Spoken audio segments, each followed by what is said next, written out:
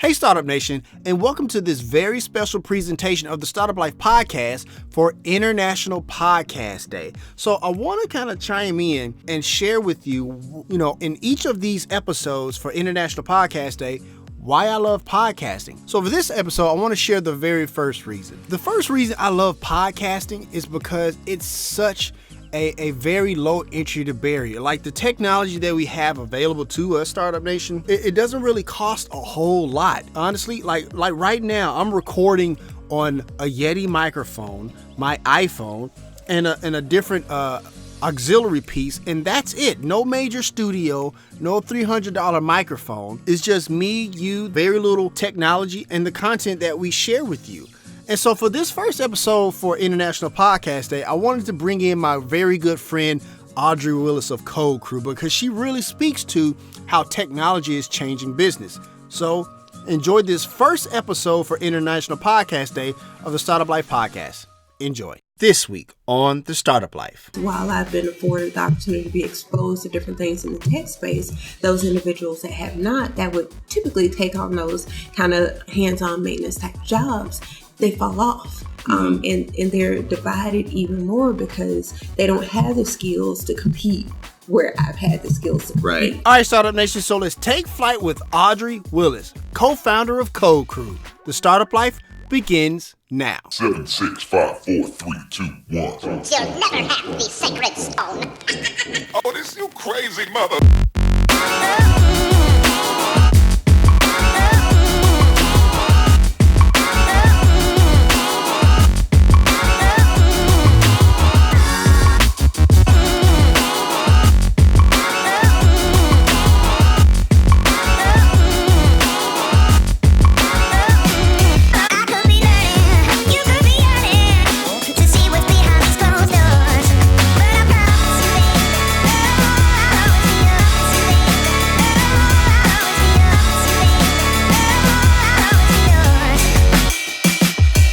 Hey Startup Nation, do you enjoy the Startup Life? Now you can let the world know with gear from the show. Choose from the Label Yourself, Make Your Own Luck, and Making Money t-shirts to tell your story of your path of entrepreneurship. Click the link in the show notes to purchase. All right, Startup Nation, so I hope you're ready to receive some value today. We got a special guest in the building today. We got Audrey Willis of Code Crew. What's going on, A-Dubs? Nothing much. Enjoying this Memphis weather for a change. I hear that. Are you ready to pour some knowledge in the Startup Nation today? I am ready to pour whatever comes out of me into Startup Nation. I hear that. As always, this is the Startup Life podcast powered by the Binge Podcast Network. So first things first, Audrey, let's just dive into it. Tell us about your path to entrepreneurship. It was no path. Okay. There was no road paved or anything. I've always been an entrepreneur.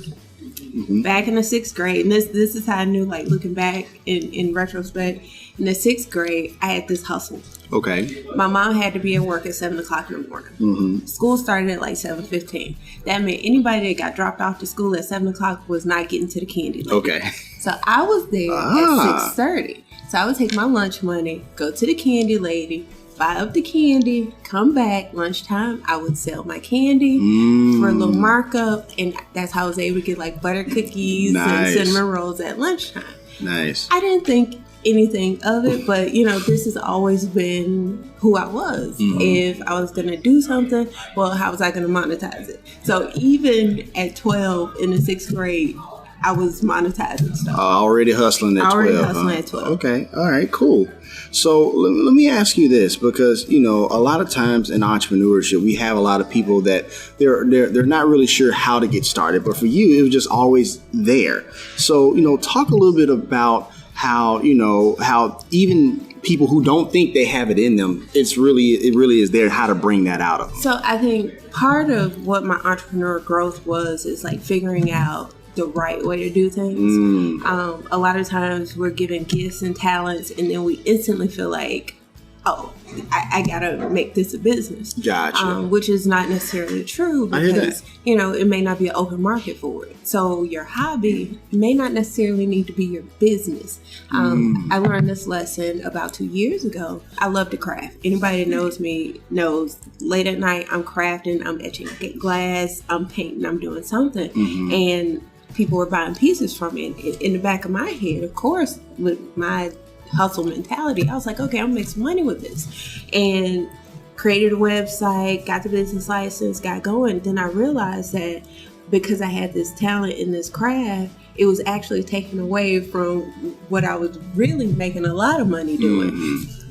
Just because you have a talent in something doesn't mean you're supposed to go and make it a business. Fair enough. I had to learn that lesson really quickly. Fair enough. Because I knew everything to do to start the business, to get it running, to monetize, but it was taking me away from what I should have been doing. Right. It is really aligning what you should be doing versus what's fun to do. I hear that. What you should be doing versus what's fun to do. I love that. Thank you so much. So I came across a 2015 BBC article. Yeah. And I want to ask you about that and this was right around the time you had just started Cold Crew, if I'm not mistaken, right? So I was reading it and I saw a story in there about how you wanted to change your MySpace page. Yeah. And you learned how to code. Tell us a little bit about that story. So Now, Startup Nation, we got some interns here, so they may not even know what MySpace is. Now I got to do an explanation on what MySpace right. is. So MySpace came after Black Planet and before Facebook. A lot of people don't know that Black Planet was actually the genesis of what social media is. That's which very was true. Created by a Black man. Mm-hmm. But MySpace was evolving. MySpace used to do this thing where you could like update your template for like 99 cents. Right. And of course, I'm not paying for anything I can figure out how to do on my own. I was like, all right, let me buy one of these templates and dissect it and see what it is. And so, okay, what is this HTML thing? And there I was at Walden's bookstore. Okay. Because back then they're expensive now. Right. They were exorbitant in price back then. And so I didn't have the money to purchase these books. So I would be in the back of Walden's bookstore on the floor flipping through these books, writing down tags in a notebook to take back and figure out what to do and to change my MySpace page. Let me tell you, my MySpace page was some kind of awesome. It had like music playing in the background. It had, words that would float down and descend. It was something. I wish I could find my MySpace page to reminisce on like what this was, but it's probably garbage now based on like how things have changed. It's probably trash. But yeah, I was fierce on MySpace, and so I would hook people up at work. Mm-hmm. And one day I was at work, updating my MySpace page, and my boss was like, what are you doing? I'm thinking, oh God, I'm in trouble. And he was like, no, you're doing something that we actually need here. And he introduced me to the tech guys that were at the company I was working for. Mm-hmm. And that's how I professionally got started in IT. Wow, I love that because it's one of those things where you're trying to solve a problem where you didn't want to pay the 99 cents, and that entrepreneurial mindset kicks in where you're in the back of Walden books, kind of like, getting some knowledge, right? Yeah. For the free a little bit. But it really spawned into something that you really didn't expect, I imagine. No, not at all. It was serendipity. It was, like Oprah says, the alignment of luck and skill. I hear that. And that's how I got started. I hear that. That is awesome. Thank you for sharing that. I appreciate that. So I actually met you at a panel back in 2015, 2016 in Binghamton, right? With Kayla Rodriguez and stuff like that. That was the first time I met Kayla Rodriguez. Was it really? Mm-hmm. Okay. And for those of you who don't know who Kayla Rodriguez is, she's a co-founder of Sweet Bio. We actually had her brother on the Startup Life a while back as well. But reason I wanted to bring that up because it speaks to this burgeoning tech community. Like we're here right now in Communitech, right here at the University of Memphis campus, right? And so we have this growing tech community here in Memphis, and you've been an integral part of that, and so much so that you were appointed, manager of innovation and performance analysis by the Shelby County mayor, right? So first of all, let's go ahead and clap that up for sure.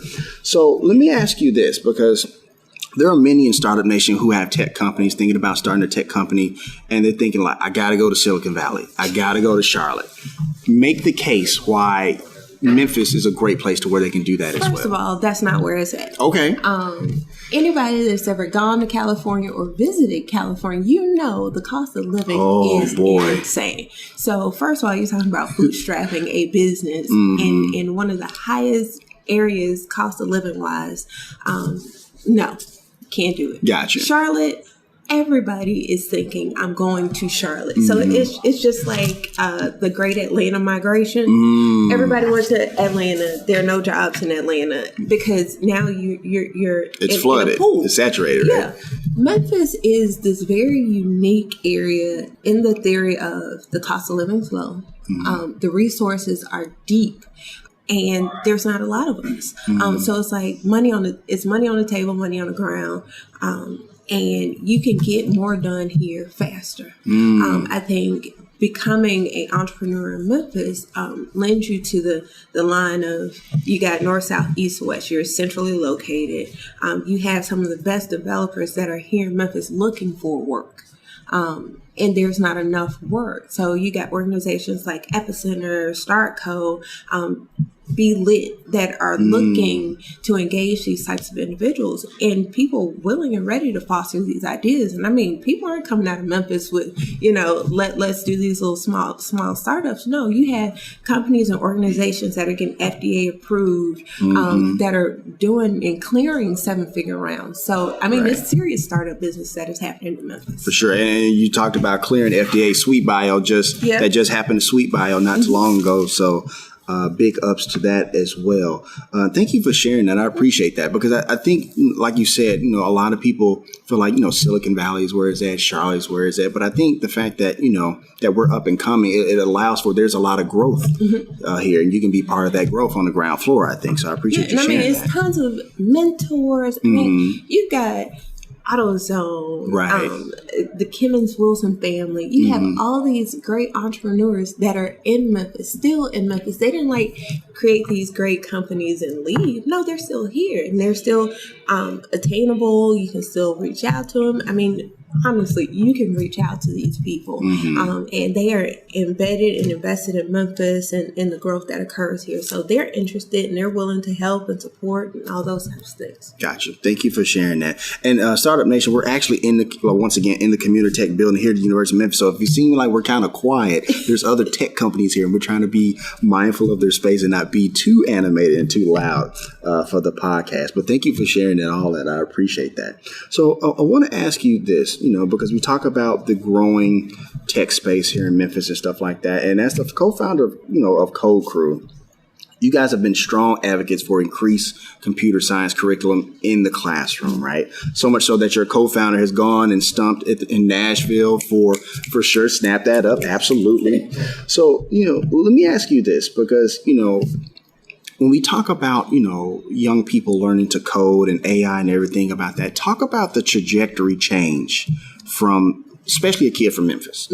Talk about the potential trajectory change from not knowing those things and those skills to after they learn those skills and how that can change not just them, but generations after that. So, first and foremost, I am from South Memphis, born and raised. Same here. I absolutely, absolutely. Okay. Riverdale. Okay. Yeah, you're on Riverside. Sorry, Riverside. Yeah. So I'm Mallory and Prospect. Oh yeah, on for Pine sure, Hillside. for sure. So that's my neighborhood. That's my heart. And I grew up in South Memphis, and in the school, the most technologically advanced piece of equipment I remember coming into contact with was a word processor in a typing class. And we were typing like on a typewriter. This was my typing class. And I think about, because I didn't finish high school here, I ended up moving to Atlanta to finish high school. Okay. But I think about the touch points that I had with technology and the exposure points that I had, which is, something very vital to the Code Crew kind of mantras, these exposure points. Sure. Had I not had those exposure points, I would not have had a frame of reference for picking up technology later on in life. Because so often those exposure points are lacking in very primary educational systems, those kids don't know how to become producers of technology when it's time. So, changing those mindsets and giving kids exposure points, you may not think it's something important now, but later on down the road, when they come into contact with us, they know how to react. I know for a fact, had I not had these exposure points, what my life could have been. Right. I'm grateful for those exposure points and knowing that, there was something more out there for me. But coming from a, middle class family, it is what our parents teach us. You go get a good job. Yep. You work for the government. You work for the post office. You go work for FedEx. Right. And, you live your life and you get good things and you buy a house and you buy a car and you start a family. I think when that tech element is laid on there, suddenly you're put into a world that things that are able to be obtained are completely different. Nobody in my family really knows what I do for a living. I know that feeling. Yeah. It's like, my mom is just like, she's proud of whatever it is that I'm doing, but nobody really knows what it is that I'm doing. But the amount of money that's able to be made completely changed from just having a regular job. Right. Now you're able to kind of tell people what it is that your worth is, because, I tell people all the time, I can pick up my phone right now, and I promise you, there's at least 1 or 2 job requests in there from a recruiter. Can you come work here? Can you go there? The jobs in the tech space become very attainable. I mean, there's tons of jobs that are out there, not enough people to do them. And so you have that layer. And so it's not just telling somebody what you're worth. Now you get to show them. And when the get to show them comes in, it's not just the people that you're working for, it's a community. So although your mom and dad doesn't know what you're doing, they know she's figured out something and it's a better way. And so that starts to speak volumes to the kids and people around you that, oh, wow, there's something amazing happening in tech, that she transcended from here to there. And, look at kind of the way the work happens. So, I mean, there's lots of things that kind of happen in that sphere. Gotcha. Thank you for sharing that. I love when you talk about being a producer of that instead of a consumer, because that's a very powerful piece. And that actually leads me to my next question, because we're diving into a new economy that's very not just tech savvy, but tech heavy, but like it's like in our everyday lives. When we're talking about the Internet of Things, we're talking about like how you can have a refrigerator that read orders your groceries and stuff like that. And on Startup Nation, on the Facebook page, we posted a picture of Marty, and you saw Marty. Yeah. We were quick story. We were coming back from vacation, and we was in Winchester, Virginia, small town Virginia, right? We go into this grocery store just to get some snacks and stuff like that. All of a sudden, we go around this corner, and there's this robot just like going down the aisle, looking at for spills and droppage and everything like that. And I'm just like, oh my goodness, like this economy is not coming. It's here. It's here. It's here for sure. So that leads me to this question. And it's one thing I ask all of my tech people that I ask to come on to Startup Life. When we think about Marty and other AI and tech that kind of take over other jobs that, that maybe people won't be able to have anymore, you have the conversation of a universal basic income or UBI. Where do you stand on that? So, honestly, and of course, this will be greeted with different opinions. I don't feel that there should be a universal income. Okay. I think there should be a mandatory cost of living that should be designated. This is where you live. This is what the cost of living is, and people should be paid what they're worth. Understood. But I think in theories of socialist kind of environments, I work very hard for the things that I have in my head. Absolutely. And I don't feel that it would be fair to pay somebody a universal just to live, just to breathe. Just to live and breathe, because I work very hard. Right. On the flip side of that, what happens is that the line in the sand becomes a 18-foot wall of the haves and the have-nots. Because while I've been afforded the opportunity to be exposed to different things in the tech space, those individuals that have not, that would typically take on those kind of hands-on maintenance type jobs, they fall off. And they're divided even more because they don't have the skills to compete where I've had the skills to compete. Right. And so what happens for them is that they get trapped into a system that they'll never be able to get out. And so where you have a Marty now replacing the job of 4 to 5 people, because now companies looking at the cost of it. Well, I don't have to pay life insurance on this person. I don't have to pay health insurance on this person. There's no unemployment wage, taxes that I have to pay on this person. And that robot now takes over 5 or 6 different people, those companies need to be held accountable for also training those people that they're getting rid of, to ensure that they're, okay, now, janitor, you can't mop the floors, but let me train you how to program this robot in case there's something going on with them.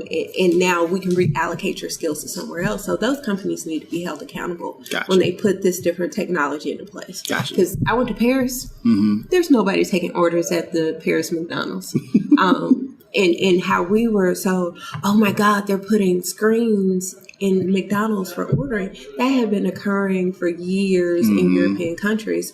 And they have highly functioning, restaurants. But I mean, you're taking out the human element, but companies need to be held accountable to train those individuals that they're taking jobs from. Gotcha. I'm actually glad you mentioned European countries, because it seems like, for some reason, and maybe, I'm wrong, but it seems like for some reason, European countries are usually on the forefront, or like they're a little bit ahead of the times when it comes to technology as opposed to the States. Why is that?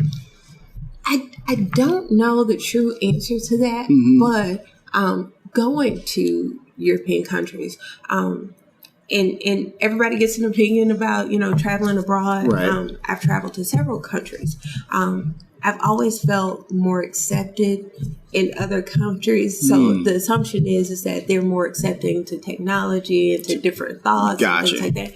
Whereas we here in the States are a little bit more protective of tradition and ensuring that the regular Joe has a job. And I mean, think about the last campaign. Right. Well, they were still talking to coal miners about let's ensuring that we have coal miner jobs. Well, people ain't mining coal the way they used to. So, we're a little slow to evolve, which is unfortunate, because since we're slow to evolve, everything's going at such a rapid pace, and we are behind. So I would like to see in the future, an administration that remembers that science does exist and things like that. So, Gotcha. I'll be voting for science. Absolutely. I hear that. I definitely hear that for sure. So I want to ask you this, because you recently spoke at South by Southwest, and you were on a panel discussing smart cities, AI, and machine learning. So I wanted to know, what were you hoping to accomplish on that panel, and did you accomplish it? Well, the panel that I was on was hosted by a German delegation. Okay. And going back and forth with technology and abroad.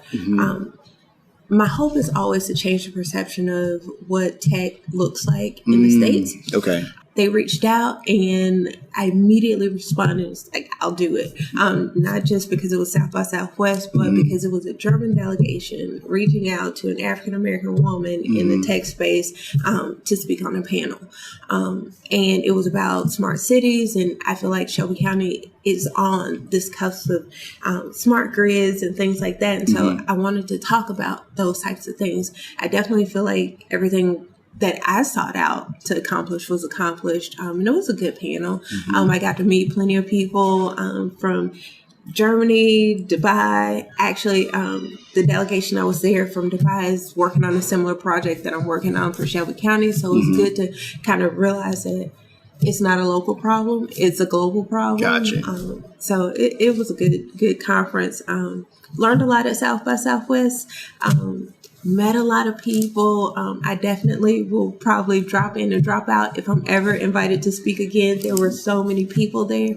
It was like sensory overload. But gotcha. I mean, everybody was there. So it was a big nerd fest. Gotcha. I hear that. Well, speaking of nerd fest, I'm actually checking out your sports code here, and I'm looking at the inside. I see you got Batwoman, you got Supergirl, and was that Harley Quinn? I think. Yeah, Harley Quinn's there. Who's your favorite? Actually, nobody on this jacket. Really? We are a Black Panther family. Okay. Okay. I have a 3-year-old. He's gonna watch Black Panther at least once a week. Funny story about Black Panther. Bubble Bistro, a small business here in Memphis. Andrea. Absolutely. Andrea. She amazing sense, and I owe my son down every day. And we had this 1 cent that was under the cabinet. And I go to my son, I'm oiling him up. He's like, no, that's the wrong one. And I'm like, what are you talking about? And he's like very adamant that I'm putting the wrong oils on him. And he says, that's not the right one. So I tell him, well, show me which one you want. And he goes into the cabinet and pulls out this purple colored shea butter that scented Queen. And he says, that's the right one. And I go, what? He says, yeah, it's got vibranium in it. I thought Black Panther took it. So, I mean, we are a Black Panther family. Absolutely. I hear that. Yeah. Thank you for sharing that. I appreciate that. So I wanted to ask you this because you were recently in a national campaign with Prudential, right? Which is still running. Absolutely still running. Yes, it absolutely is. And so it features Kat Gordon, who has been on the show. Okay. It features Kayla, who we mentioned earlier. It also features you as well. And I wanted to ask you this because it shows how you balance the entrepreneurial life and the mom life. And we have a lot of Startup Nation who are moms who are thinking like, you know what? I think I have to wait until, somebody graduates from school and stuff like that. Talk about that balance. Talk about that work-life balance, if you would. I like to tell people, in the words of my forever first lady, that work-life balance stuff don't exist. Okay. And I believe in this theory of eating leftovers. Okay. I do what I can today, and if I can't do it today, I have to eat the leftovers tomorrow. I hear that. And my sons, I feel like because of my journey and kind of the progression, they've been front seat. So I have an 18-year-old and a 3-year-old. The 18-year-old has seen us from, living bare minimum, working minimum wage jobs, up until this point. Right. And I feel like him being exposed to this journey will set him up for his journey. For sure. I am confident that, he's going to do well in life, but he's had that exposure to what this startup life looks like. Thank you for that plug, by the way. I appreciate that. Yeah. And so he's this startup journey, the startup life is a part of who I am. I can't remove it. I can't take it away. If it wasn't one thing, it would be something else that I would be doing.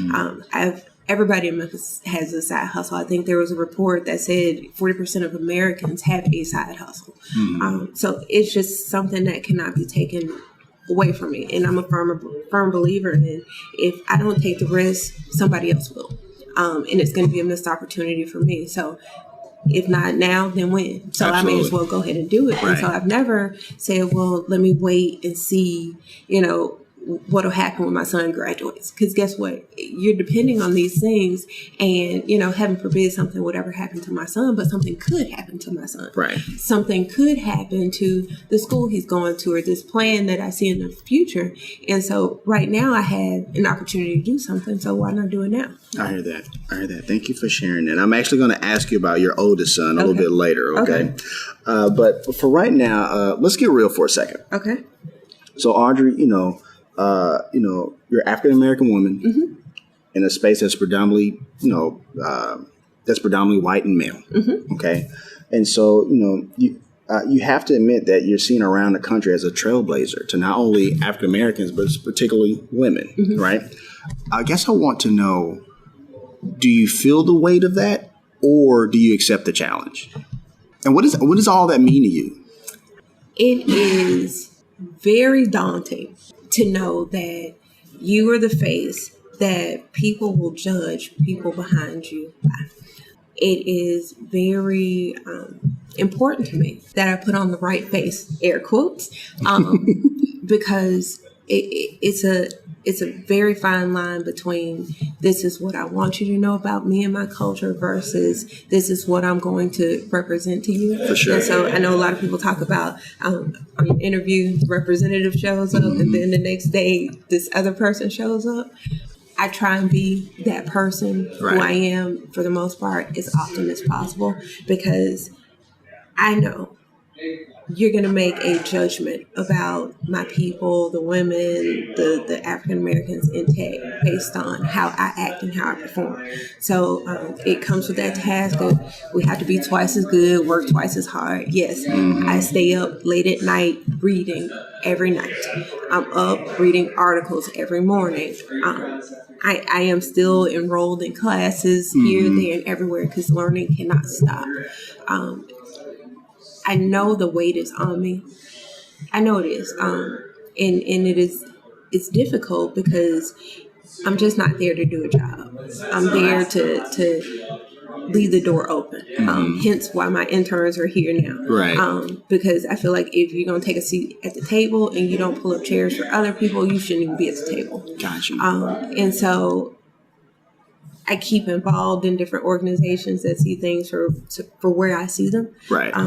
Because that's very important to me. The perception of Black people is important to me because the perception is life or death for us now. Absolutely. And I don't care if, I drive a nice car or I'm a brilliant person. At the end of the day, I still wear the skin of a Black person. And that's life or death. It's life or death for me, for my sons, for everybody. And so you work hard, but, at the end of the day, that's what it is. Gotcha. I'm actually going to put one of your interns on the spot right now. So, Ms. Jada, let me ask you this. So when you see somebody like Miss Willis doing what she does, coming from where she comes from, what does that mean to you? I mean, usually we don't see them like her. Right. For sure. I was when she first came to the commission's office where I interned, I was just like, it's something new because I'm so used to seeing, Absolutely. Right. I'm not used to seeing Black women in charge like this. So right. It made me want to be like her. So. How do you feel when you hear that? I'm putting both of y'all on the spot today. I love my kids. I love all the kids I come into contact with. It's encouraging that they recognize that. But I also always want to charge them with, all right, I ran this leg of the race. Y'all got to pick it up and run the rest of the race. Right. And you can't do it by yourself. You got to reach as you climb. I hear that. Thank you for sharing all of that, because I wanted to ask you that because it's one of those things where you didn't ask for this. You didn't ask for the other part. You just want to do. I just want to do a good job. You just want to do a good job, but you didn't ask for that part. And a lot of times, people sometimes, and I never imagined that you would, but sometimes people get resentful of that part. Yeah, and it could be because it is. It's either you're going to do it and you're going to be good at it, or you're just going to fall and you're going to be in the background and you're not going to be vocal about it, which there's nothing wrong with being in the background and being vocal. Right. But if you have the opportunity to say something, you do something. Absolutely. Absolutely. So let me ask you this right before we go to break. I want to know what you learned from the worst boss, teacher, or mentor you ever had. The worst. Boss. What did you learn? Man. The worst boss that I had. And it was really not her fault that she was the worst boss I ever had. Okay. I'm a hard charger. So if you tell me to do X, Y, and Z, I'm going to do X, Y, and Z squared. It is not going to be taken lightly because I feel lots of honor in my work. I have a work worth equation that my work is my worth. I work hard, and that's what I want to be judged on. So I go into this job, and my immediate boss was out of town, and her bosses asked me to put this presentation together for the C-suite, and so of course I did that, and it was an amazing presentation. Meanwhile, my boss came back and they did not tell her that I was presenting to her bosses, and she made my job awful to come to. But I don't resent her. I don't resent the experience. It was a lesson learned because I do realize in a lot of situations, women get pitted against each other. And a lot of times organizations don't realize what they're doing. And it's so competitive out there. We as women don't realize that, we're not in this to take one thing from another. And, I'm taking something from you. In hindsight, looking back, I really wish that, they had not set me up to give this presentation without my boss being there. And they didn't invite her to a presentation. But what I should have done when she first walked in the door is said, hey, they set me up to give this presentation. You coming? I wasn't even thinking that way. But like I said, of all bad lessons, all bad situations, there's a lesson to be learned. And that was my lesson. Gotcha. Clarity for everybody. Gotcha. And that was probably one of my worst bosses I ever worked for. Okay. All right, cool. So we're going to go ahead and take a quick break. How you like being on the Startup Life so far? Loving it. Awesome. Awesome stuff. All right, Startup Nation. So I hope you getting great value from Audrey's content, but we got to pay a few bills. Once again, my name is Dominic Lawson. This is the Startup Life Podcast, and it is powered by the Binge Podcast Network.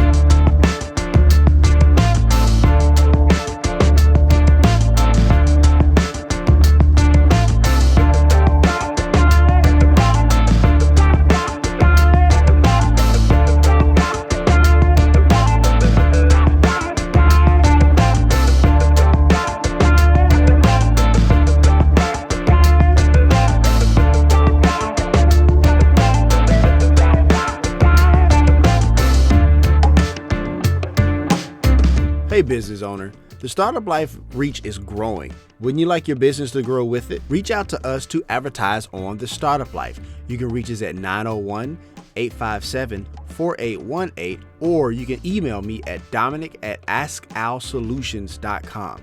I mean, don't get me wrong. Like, this is a great music to have break on, but wouldn't this break sound a lot better with the same music, but your business being advertised on it? All right, Startup Nation. So let's continue. So tell us all about Code Crew. How you come up with the name? I have to be honest with you about something. So every time I hear Code Crew, in my head, I hear Code Crew, Code Crew, which is corny and lame. I get it, but in my head, that's what I hear. But, it is a thing. So the beautiful thing about the Code Crew story, I think if you ask any of the founders the how and why, you get a different perspective and a different view. Okay. We are like the United Bennington of like tech startups. I hear that. Mecca, who is our executive director, one of our founders, is Nigerian, also from South Memphis. Patia, she's from Bulgaria, immigrant from Bulgaria. Right. Came to Memphis. Well, I think she went to school in East Tennessee and eventually moved to Memphis.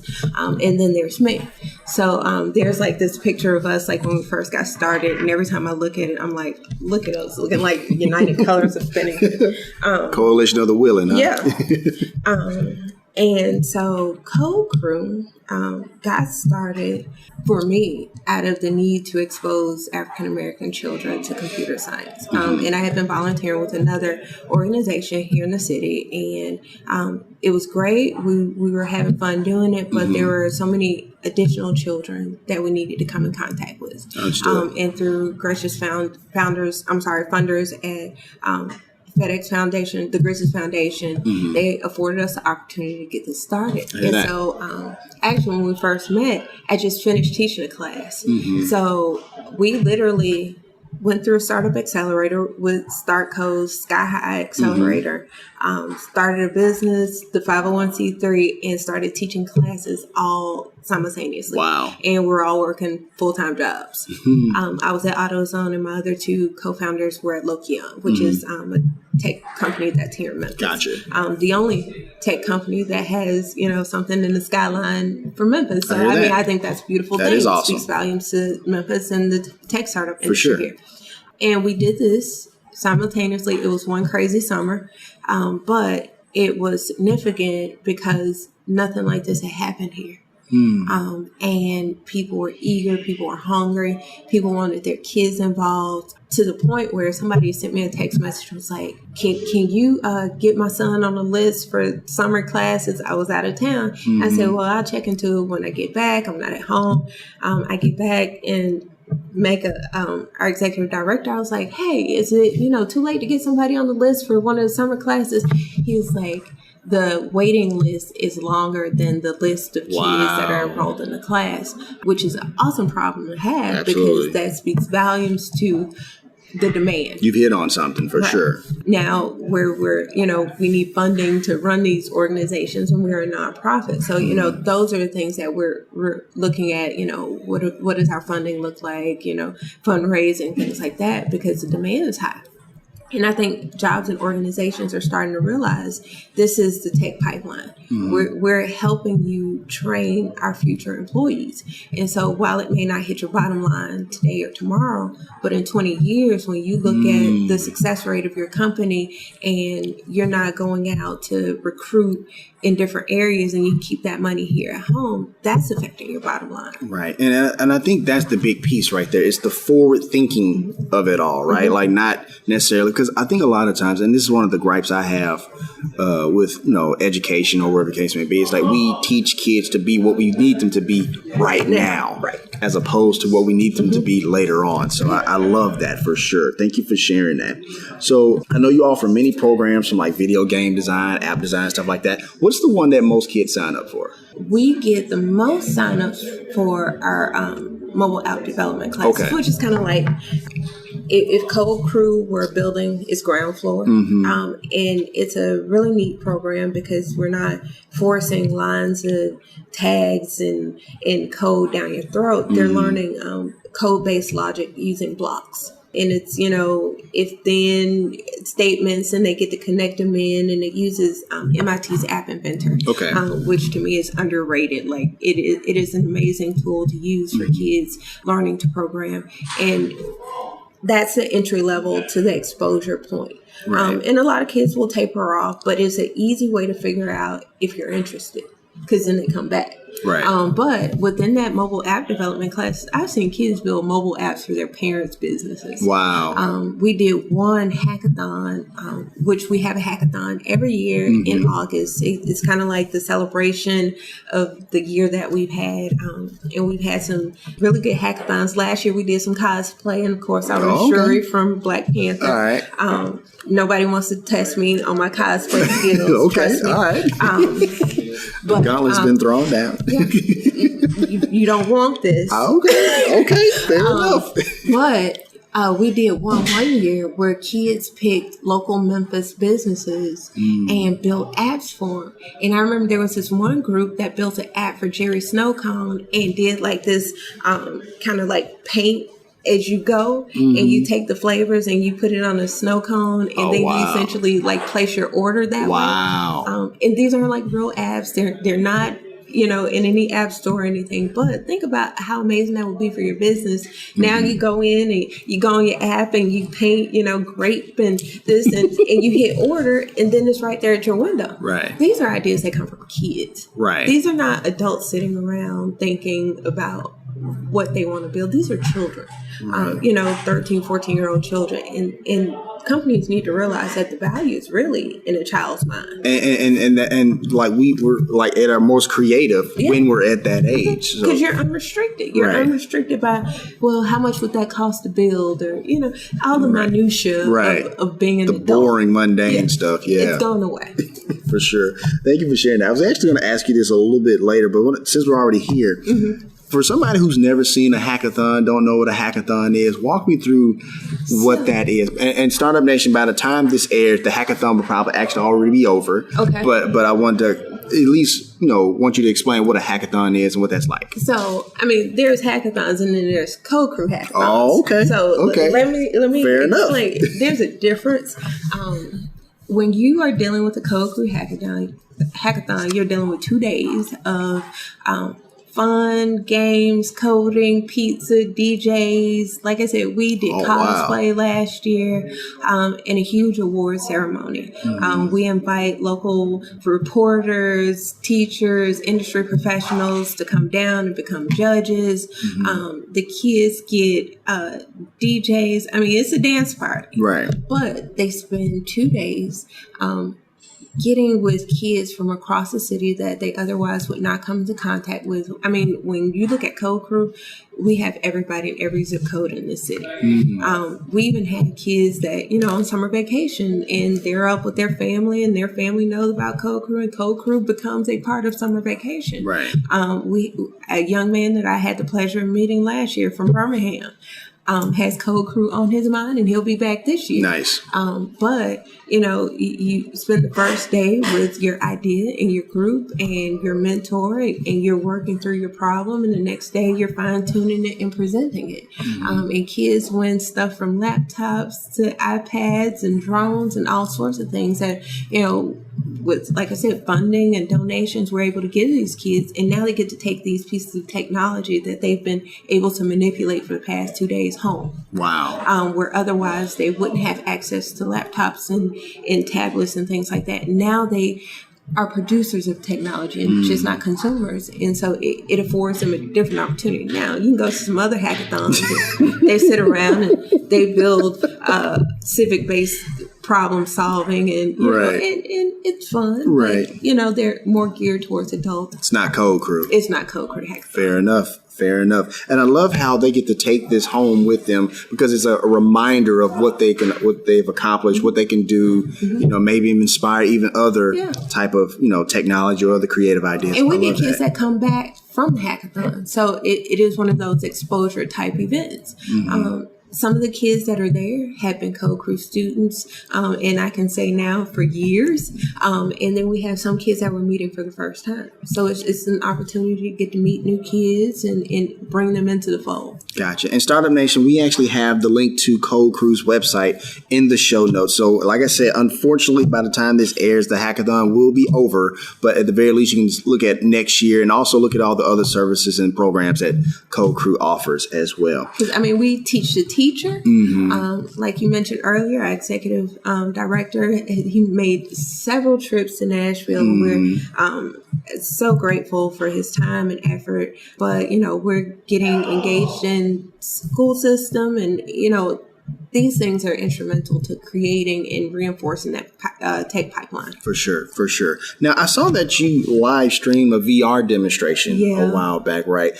Tell us a little bit about that, but also tell us in Startup Nation, because a lot of times we see VR is really more so geared towards like video games or like watching movies and stuff like that. Share with us, that experience of the live stream or whatever, but also share with us, what are some other uses for VR and that you kind of see coming down the pipeline? So the VR space, I would say, is still in its infancy, kind of early adopter kind of stage. For sure. Because it hasn't been readily available to the mass population until here recently, maybe a couple of years ago. Oculus, which is a Facebook company, created one of the first devices that you can use independent of being attached to a computer, which is my preference because it makes it very easy for me to take it and show kids the power of VR. Right. They also have really nice programs where kids can build in VR. So we had kids that are with St. Jude, and they go through the session that we've just started with them, and they've created VR experiences with individuals at outside St. Jude. That's a whole different program, like I said, Code Crew's everywhere now. But the VR allows us to essentially go places that otherwise we wouldn't have the opportunity to go. So when you think about a child that is in a inner city school and you want to teach him or tell him about our national parks, well, there's money that's required to take this child from, Memphis to the Grand Canyon. Right. There's liabilities that are there. But if I give a child a piece of equipment and now I'm live streaming my view of a national forest. Now he's immersed in what the situation is. He's able to see it real time. I think the stream that you saw was me telling the kids about the California wildfires. We hear about these things, but it's not until we're immersed in a situation till we really understand what that is and what that feels like. Right. And so when you're using sensory, you hear the fire and the fire crackling and you see it. And it's in 360 and you're looking at, someone's life in flames. Right. You now suddenly feel an attachment to it. Right. But in the same token, I'm not going to swim with sharks ever. But the Discovery Channel, they have VR experiences where, you're in a shark cage and sharks are swimming by left and right. And now you're engaged and you understand this thing. So it takes your learning from this very flat on a piece of paper to this very engaging, I'm here now in this moment situation. And so, even when you're thinking about like special needs situations where, you're confined to a wheelchair, you cannot climb a mountain, but through this VR experience, I can show you what it looks like. Right. And it really does take learning to a different stratosphere. Absolutely. And I'm just imagining the implementation in the traditional classroom and how you can just take learning to a whole nother level. Oh, yeah. So, I mean, you think about it like when we were in school, how they were like pen pals. And we used to have this thing where we would send letters to kids in other countries and they sent letters back and they would tell us what their classrooms were like. Well, you put technology on top of that and now you got an $80 360 camera and now I can see what your classroom looks like. I can be in a classroom with you. Which really is a damper on like our educational system, because where I couldn't go to Harvard, now a teacher can prop a 360 camera in a classroom and there I am with the rest of traditional students. For sure. And so it honestly starts to level the playing field. I hear that. And so that's what we call tech equity. I love that you said that because I've always thought tech could level it's the equalizer. Equalizer. Yes, it is definitely the equalizer. Thank you for sharing that. I appreciate all of that. What do you wish you would have known before you started Co-Crew? I don't think, and this goes back to kind of like who I am in a character base. I seldom think retrospectively about what I wish I had done. Okay. Because I feel like there was a reason why something didn't go right and there was a lesson that I had to learn from it. So I very seldom think in retrospect about instances or things that I've gone through. What I wish for Co-Crew, I wish we had the resources to expand. And I do realize there are other organizations that do similar things. For sure. But I really wish we had the resources to expand our reach here in Memphis because we have too many kids to teach. Right. And not enough financial resources to do it in. And I think it becomes highly significant when you open the floodgate to financial resources, how many kids we could teach. Because I was pleasantly surprised when I heard that we had too many kids on the waiting list. But it's a good problem to have. It's a good problem to have, but man, you don't want to have to turn away a kid that wants to learn. That's true. So that's one of the things that I had to frame it up as a regret or a concern. That would be the one thing. Gotcha. So Startup Nation, if you feel a little philanthropic today, Co-Crew website is there in the show notes for your easy access. And if you want to donate some money, go ahead and hit that donate button if you would, please. We're happy to have coins, nickels, folding money, digital money. We'll take a Bitcoin. I hear that for sure. So, you've had this amazing career, Audrey, and you're still writing the chapters of it, right? Yeah. So I want to know, tell me how important your family and your husband has been on this journey with you. Family and my husband have been important in the fact that it frees up a lot of my risk taking. I hear that. I think people take relationships lightly when, as a woman, and we're like, I need a man to take care of me. And I needed a man to minimize the risk. Okay. Because I needed somebody to grind with me. I hear that. And I think people look too much into relationships and I'm not saying you shouldn't look for a relationship for love and companionship and all those beautiful and wonderful things, but relationships also have to be business efforts too. Fair enough. Because I've been in relationships where guys are like, you work too much. It's like, work too much? Like, what is that? Or, been in situations where, I'm going, I had to meet with this person, it could be a VC, it could be somebody that's interested in some money, because Coker's not my first startup. And, they work a 9 to 5, they may be an entrepreneur themselves, and the only slide I can get on this person's time could be 6, 7 o'clock, at a restaurant. And, for me to now go explain to my significant other and the person that I'm dating at the time, I had a 7 o'clock meeting. Right. This is the only time. If you're not in that hustle mentality, you may not understand that, and it becomes very intimidating for a person. Right. So you gotta find somebody and grind with you. And fortunately, I was able to find somebody that was willing and supportive of grinding with me. And my sons, they understand. Mommy's on hustle. We can't eat what we don't kill. Right. And so we work. Right. And like I said, my son, the oldest one, has had that opportunity to see everything. And people are starting to now see him, and they go, I met your son. Absolutely. And so, I kind of see him becoming his own person aside of me. But, people have met my son at 48-hour launches and things like that. They've seen me and they've seen him. So, he's been exposed to what his startup life has been. Right. And I actually wanted to ask you about him at this point in time, because I've actually have mentored your son at STS, another nonprofit here in the city of Memphis. And when you meet Cam, he's just cut from a different cloth. And I'm starting to see why. And he's going on to do amazing things. He just graduated high school. He's getting ready to go to University of Arkansas. Yes, we are going to be a hog family now. At least that's where all my money is about to go. Gotcha. Well, yeah, my wife who went to Xavier, I told him that he was looking at Xavier. We tried. She said that she's going to forgive him for choosing the University of Arkansas. But what I wanted to ask was this, because you talked about how he's been part of that startup life with you, from the very, early beginnings and stuff like that. He's seen the rise, and stuff like that. And he shared something with me at one of our sessions that I don't want to talk about because I don't want to betray his trust. I asked him if I could, but I didn't reach out to him, so I don't want to betray his trust. But as he goes forth and he becomes his own person, what is the one thing you want him to remember always?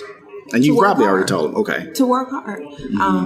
Nothing's going to be given to you. And the silent people don't get the opportunities. You have got to be bold about things that you want.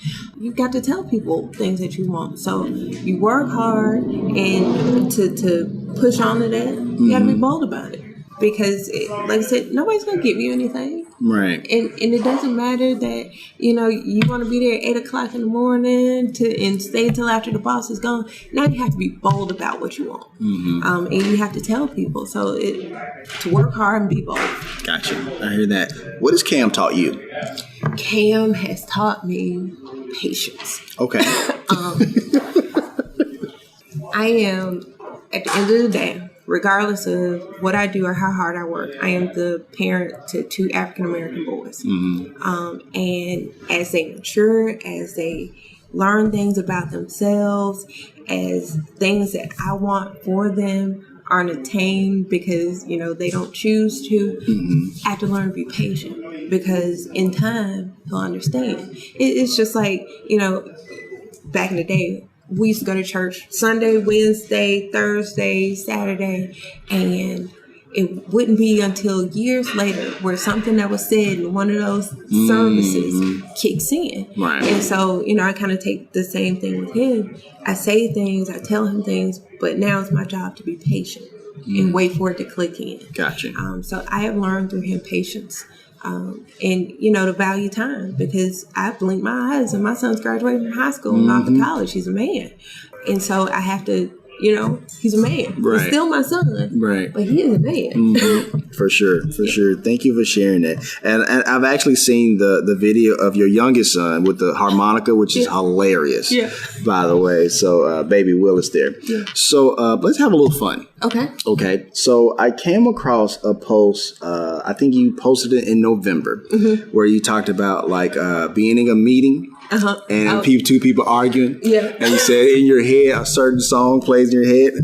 So it made me think about, you know, that we listen to different songs for different things and stuff like that. So I want to know what Audrey's soundtrack is. So what I'm going to do is that I'm going to give you like something that you'll be doing, because I know you like to run and other stuff like that. So and I want to know what's the perfect song. What the song would be. Okay. So if you're going on a run, what's the song for that? The song would probably be, and this is just recently. Okay. The song has changed. You remember this old song, it's Peanut Butter Jelly Time? I do remember Peanut Butter Jelly Time. It's Peanut Butter Jelly Time.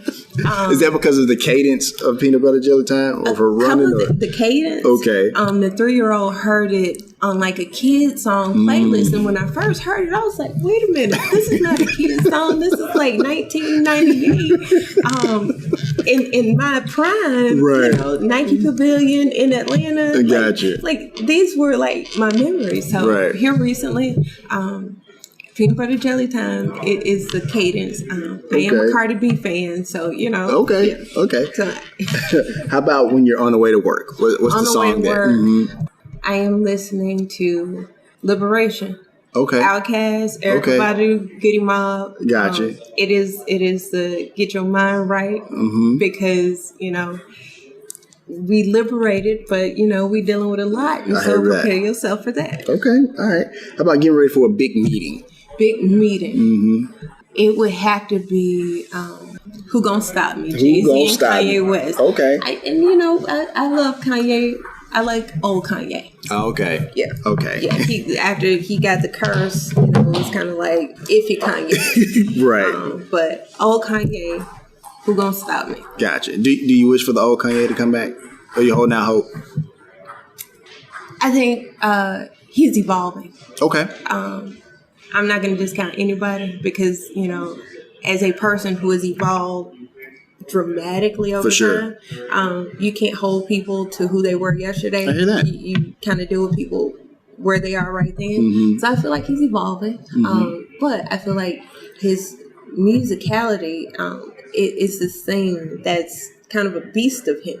And so while he's learning to like hone in on what's good and what's not, because I was actually intrigued by the whole Kanye West church thing. I heard it got shut down. I mean, you think about this man was able to congregate people for church, right? Where black churches are having a huge problem. They having a time right now. So you have to consider what is his thinking process, or what is his method to be able to congregate people for church on Sunday. Right. And it wasn't like 5 or 6 people. No, they were coming in droves to go to church. So you have to realize that this man is kind of a genius of his craft. For sure. Thank you for sharing that. I actually saw that when he was on that Dave Letterman special on Netflix. Yeah, for sure. Thank you for sharing that. So what's the song where we're chasing around Baby Willis around the house? What's Baby that song? Shark. Baby Shark. Baby Shark. It's just Baby Shark. Gotcha. Okay. Last one. You just closed a big contract or a big deal. What's that song? It would have to be a Beyonce song. Okay. And I am a Beyonce fan. Okay. Part of the Bayhive? No. Okay. No. Okay. Okay. So if there was like a spectrum of like fan to Beehive, I would probably be in the center. Okay. I am a fan of her dedication, her grind, and her hard work. I'm not sending out death threats. That's what the Beehive does. Right. It's kind of vicious, but Formation is for sure. Absolutely. It's a good running song too. But I am an old head SOUTH yes. Right. And people don't know that about me. When they find out, they're like, huh? It's like, yeah, I can, right. Hang with this crew and that crew, and it is a part of the Black experience of code switching. Right. And that's kind of why I wanted to ask you about your soundtrack, to kind of give you the platform to do that. Because like I said, when I see your post sometimes, I see that part eking out. Right. And so I kind of wanted to give you a platform to do that. And it is brutally exhausting. Like, people don't understand, like, how tiring code switching is, because it's like, you're at home, Audrey. You're at work, Audrey. You're after work, Audrey. Right. You're on the phone, Audrey. You're email, Audrey. And these people are not the same people. Right. But I think it's something very significant. One of our co-career instructors taught me, Jean-Francois Maharo. He is one of our long-time co-career supporter turned teacher. And one day we were having an event. He had a brand new pair of J's. And I was like, dude, what are you doing? What are we teaching the kids? You ain't here with these J's on. He was like, Audrey, he was like, if kids can aspire to be rappers and ball players based off the things that they wear, why can't we teach them to be, in the tech and STEM based off things that we wear? And why do we have to change what the perception of Black and tech looks like? I hear that. And I said, you know what? You're right. And so, based off that, I try not to hide who I am as much as possible. Now, I'm not going to go into a meeting dressed like, Right. I'm going out on the weekend. Of course, it's not going to happen. But I used to straighten my hair. I very seldom straighten my hair. You're going to get these curls and you're going to get me. And I try and move in that direction because I feel like I don't want to have to protect or hide who I am out of fear of how somebody else may feel. For sure. Thank you for sharing that. But code switching is brutally exhausting. I know it firsthand. Yeah. I know it firsthand, for sure. Audrey, all entrepreneurs have a superpower. What's your entrepreneurial superpower?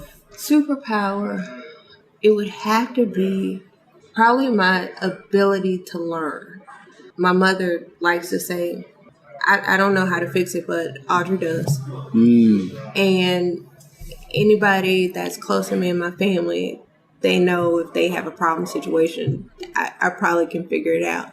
And it has been to my benefit and also to my deficit to be able to do that, because you give me 15 minutes, 30 minutes, you tell me to do something, I'm going to figure out how to do it. But people also assume that you know how to do things that you don't know how to do. Right. And you get pushed into corners of expectation.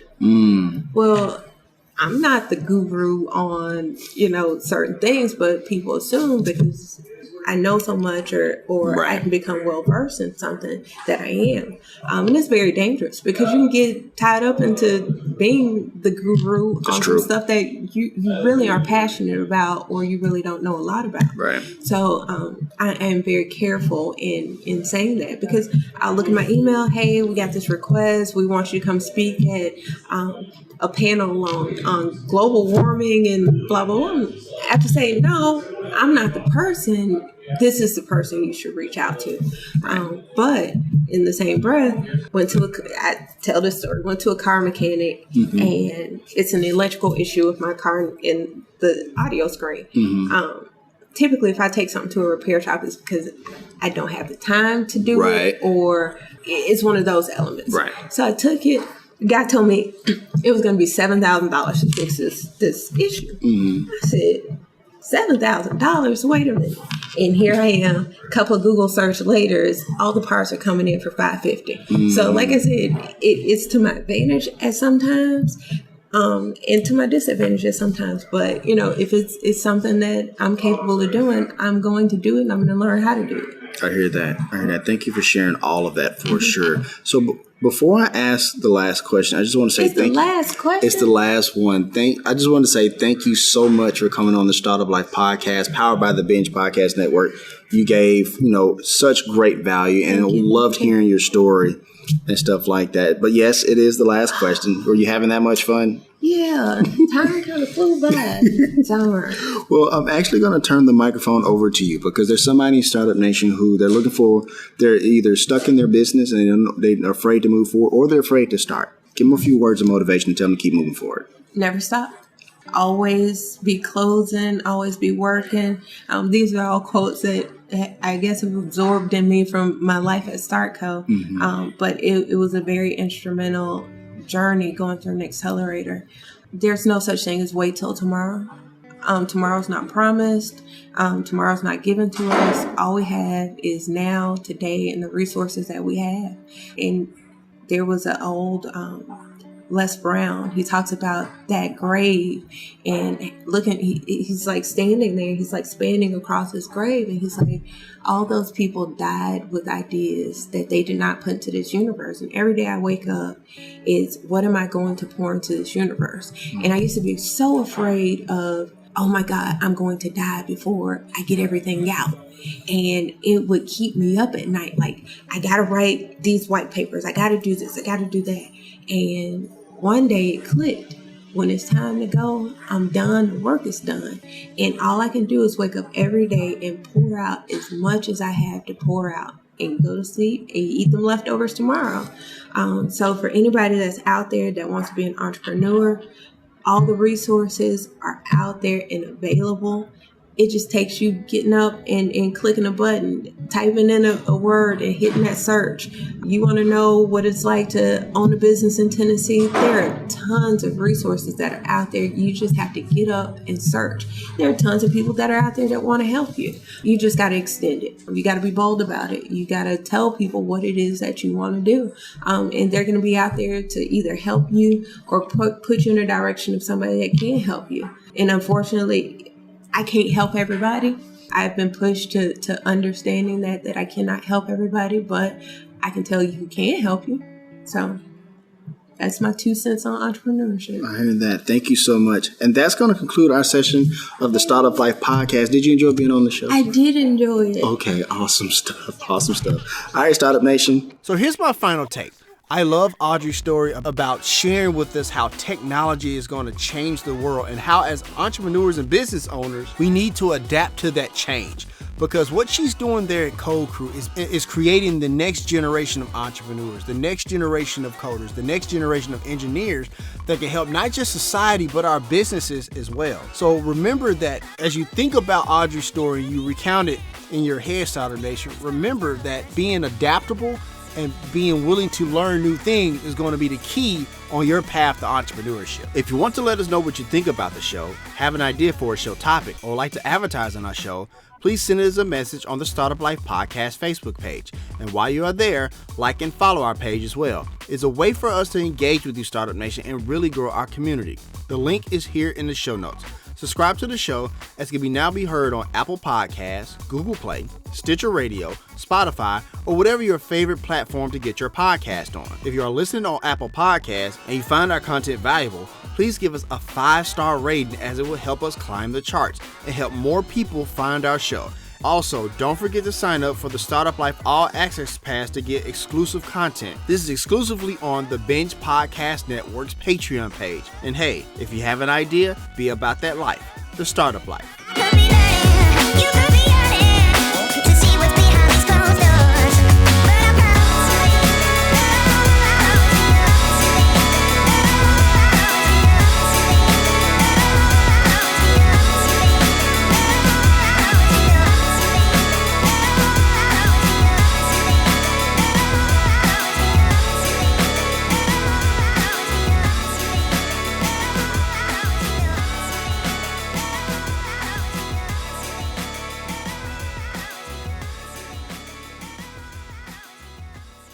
So I hope you liked episode 1 of this special presentation of the Startup Life for International Podcast Day.